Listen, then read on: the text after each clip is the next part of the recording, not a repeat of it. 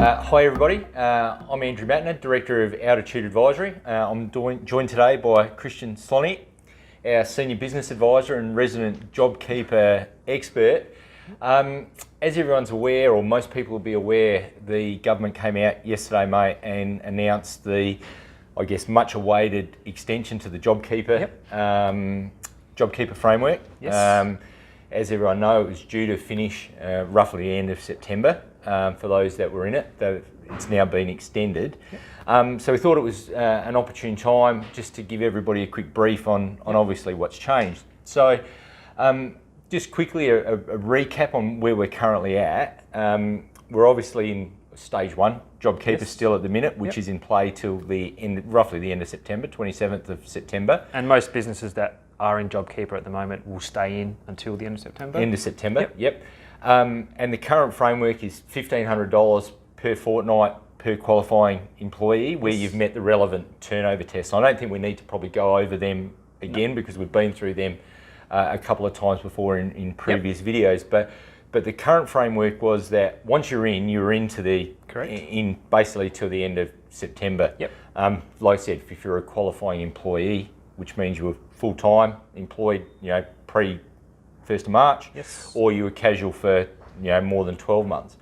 So there was a lot of changes that came out yesterday. Yes. Aside from the extension, which is now to when? It's to the end of March. End of March next year? Yes. Okay, so March 21. So it's basically 6 month, close enough to a 6 month extension. Yes. Some of those changes may mean that businesses don't qualify for the entire extension. Okay.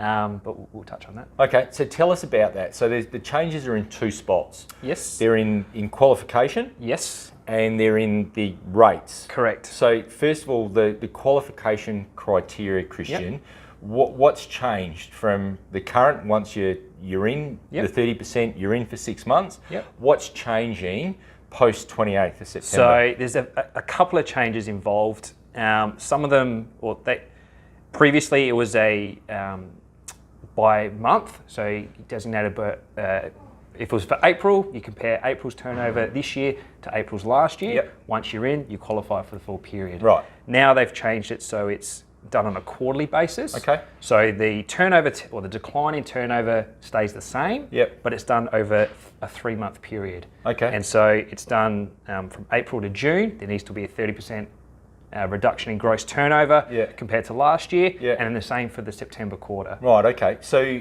to clarify, so you need to have a 30% drop in both quarters, not just one? Correct. Needs to be in both quarters. Okay, so if you're going to qualify for the December quarter, basically for the period 1st of March to 30th of June, you've had to have a 30% drop. Yes. And then you have to have the same replicated from 1st of July to basically 30th of September. Correct. Okay.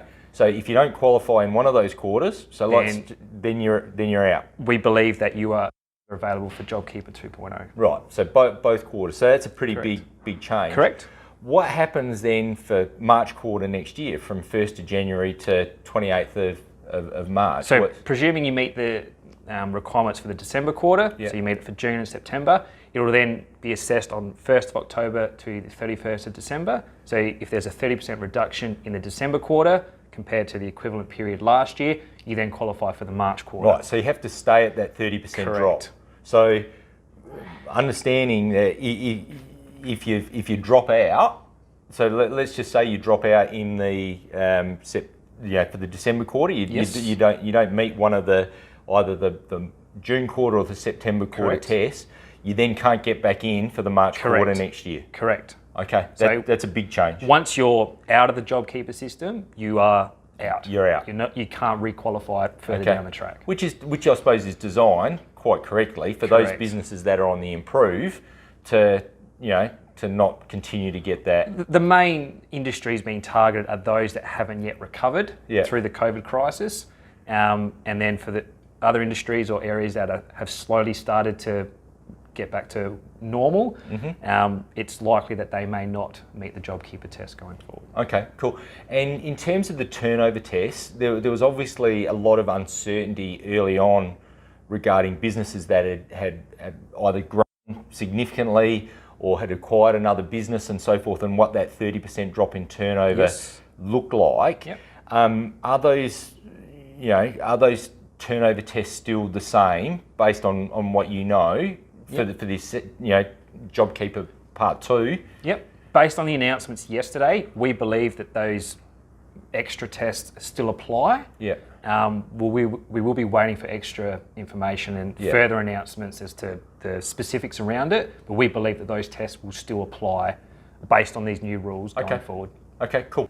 Okay, so the second thing that changes as part of this is as JobKeeper Mark 2 is the rates. Yes. So currently it's $1,500 per fortnight per qualifying employee.